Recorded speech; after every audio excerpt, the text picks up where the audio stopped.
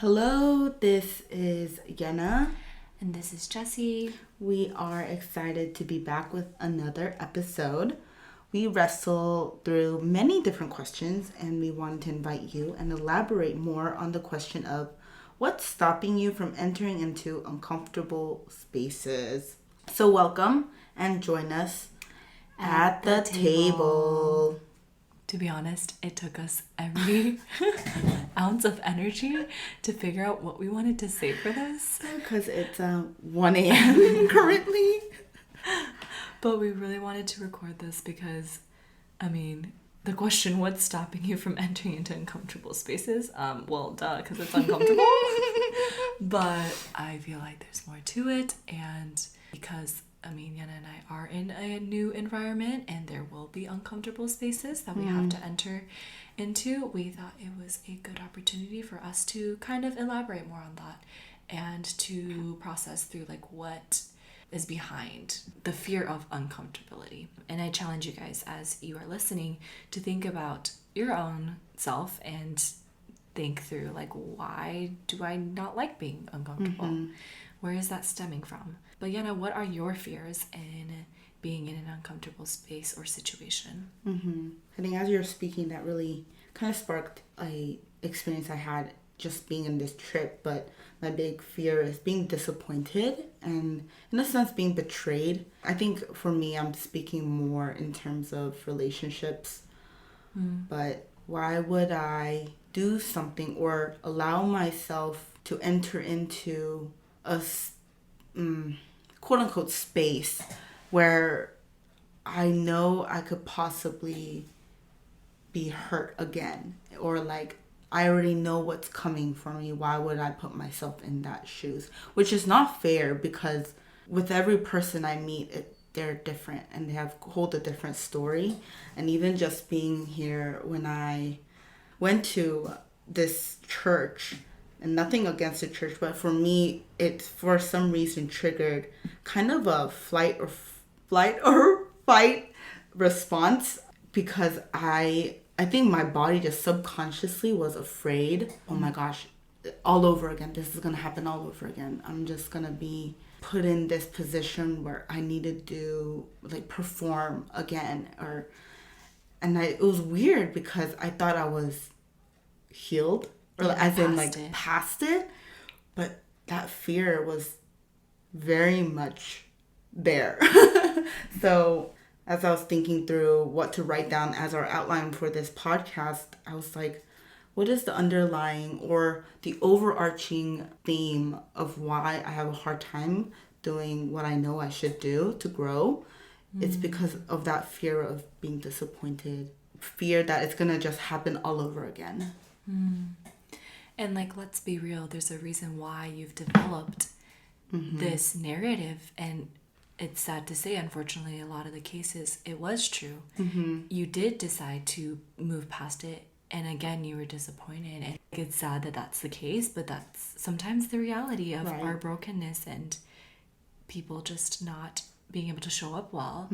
And so it makes all the more sense that you're responding that way. But then it's okay, well, at what point do I stop living that narrative? Right. Yeah, or caring so much of what they do, and almost stop at me saying, Yehna, you were obedient. Stop caring that they be obedient to. That's not your job. Right. Right. Being faithful to my own calling, which is so hard. Because we can also see that other person's and how they need to show up, and what they need to be doing, when it's not about that and it's not something we can control. Exactly. Yeah, that's a real one. I'm right there with you on that. For me, it's being exposed. So again, being truly vulnerable, because I still have this shame narrative that it's hard for me to accept our brokenness is a part of who we are, because I'm always thinking, well, you could be better, or I could be better, or there's always a correct way to go about things, when really the right way to live is to just understand who we are, and that includes our brokenness.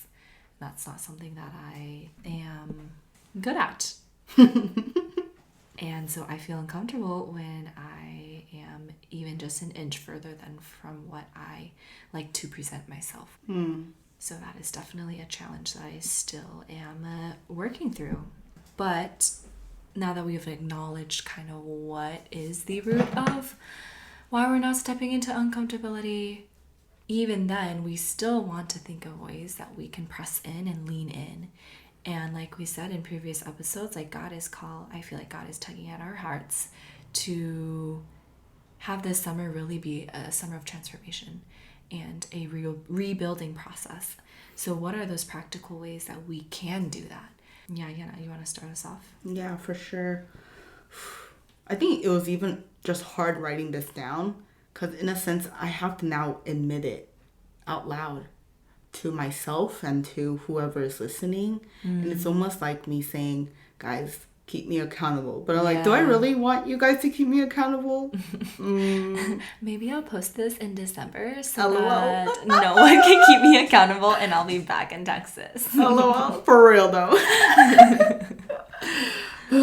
Anyway, but I don't know why. Actually, I do know why. But one of the reason or practical ways I know I really need to work on and stop using that excuse of it's not my strength is initiating conversations with people.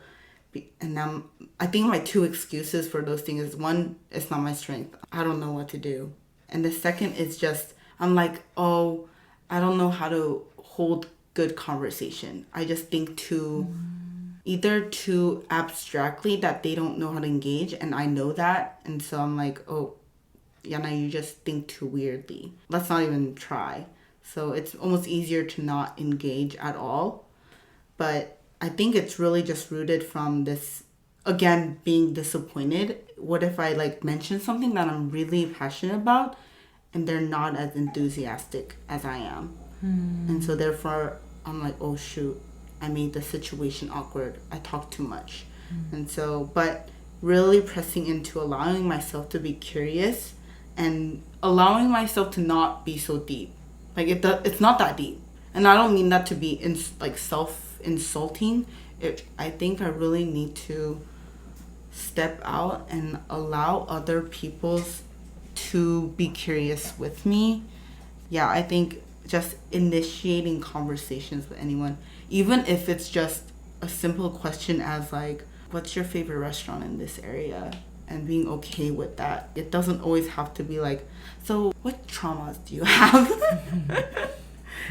On that note, the second one I thought of was sharing my mind and being okay with not always agreeing with another person's perspective.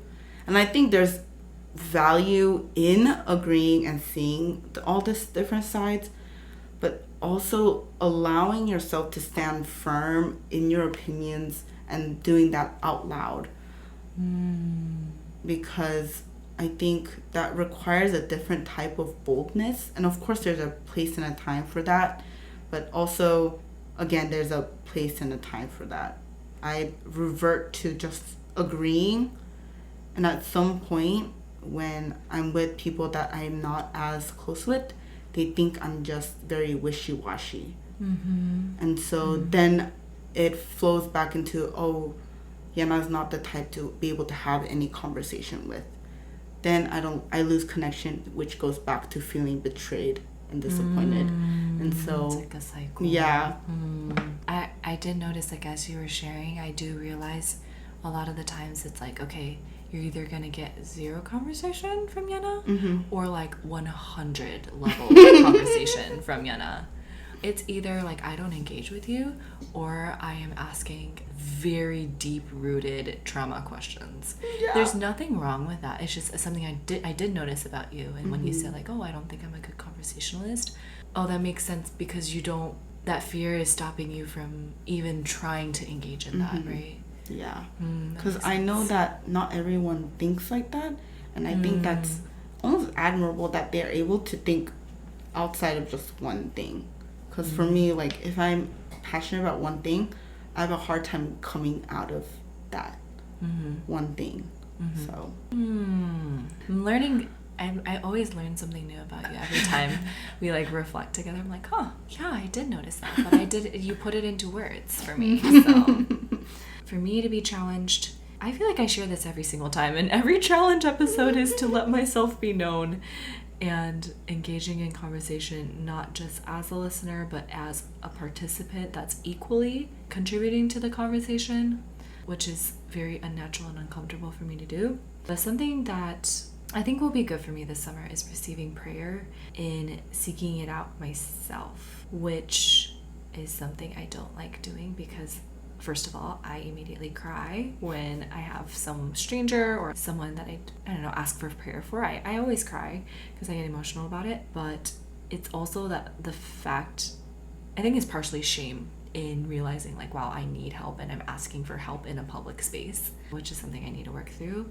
Admitting help in itself is something that I want to openly do so that I can continue to build those deeper connections. And it ties into letting myself be known. I am a person that needs help. And that's no surprise, like, duh. Yeah. But for me and my standards that I have in my head, I'm like, but no. I should have this all figured out. Yeah. You should not need a stranger to pray for you. But it's like, no, Jess, you do. You need prayer. And you can go to the back of the room or the front of the room and ask for that. Mm-hmm. It's kind of like making kind of the concept we were talking about with one of our friends is allowing God to move. Yeah. Creating space for Christ to move through other people. Yeah. Because it's now showing, wow, this is truly a body effort in pursuing Christ. Yeah. I like to control or to be in the know of how God's going to work in my life. When really it's not for me to put that cap on. It's for God. Like, I need to come with open arms instead of this working mode of ready to like structure it and control it. Yeah. Beautiful. I like that we're kind of tired. I think we are very concise. Yeah, watch this episode be like 7 minutes. But it's not about the length. It's really about the meat. I think I really appreciate that, even though it took a long time because of our fatigue. But it was truly challenging to think through this, at least for me, thinking the world's gonna listen to this and think, oh, I hope Yehna's doing that.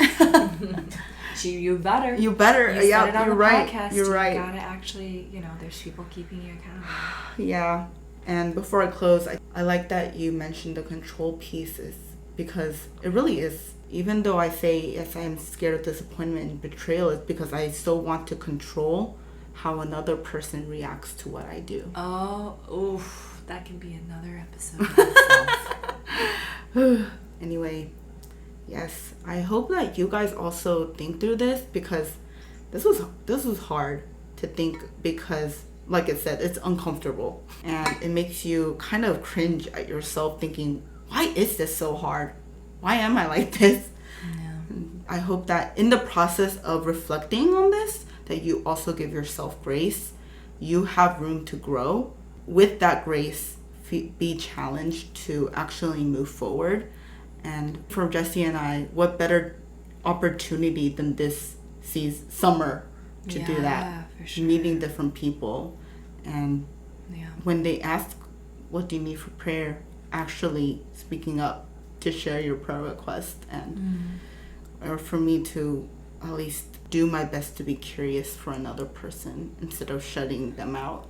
Yeah, I pray that you guys would make more room in your heart for God to work in you, and then eventually through you. Amen.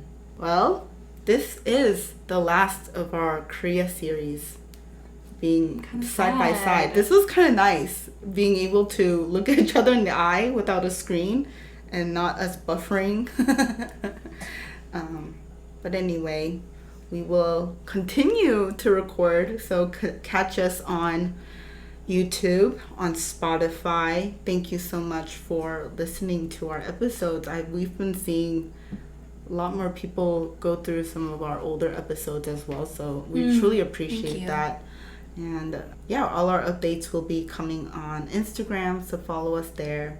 Thank you, as always, for listening to our thoughts and our reflections and our prayers. Cannot wait to share more on our next episode. Bye. Bye. 안녕.